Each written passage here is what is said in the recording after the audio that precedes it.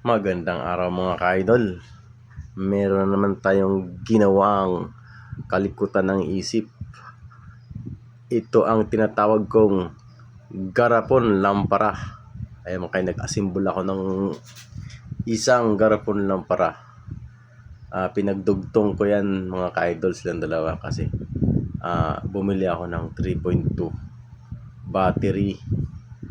Sa loob niyan merong BMS na kasama at makikita mo yung may board sa ilalim mga ka-idol. Yan yung TP5000, tapos may isang indicator na bulb. Ayan yan yung pag nagcha-charge tayo iilaw siya, tapos pag nag-full charge is green. Tapos sa taas naman may nilagay tayong switch on off. Ayan, saka USB-C na charging ports. Ayan.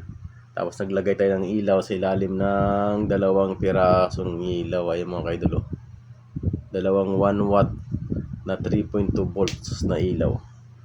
Ayan, ang gamit ko dyan na battery mga kaidolo ay 28560. Ayan mga kaidol, i-on natin ang ating garapon lampara.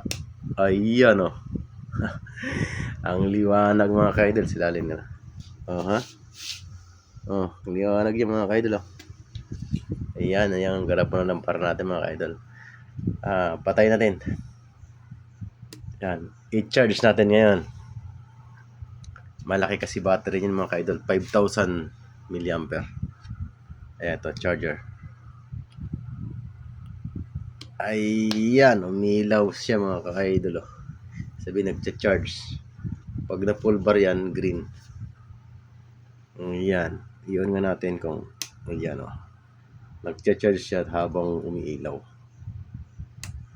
Ayan mga ka-idol, thank you for watching ang ating garapon lampara.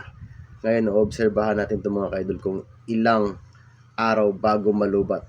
Update ko kayo.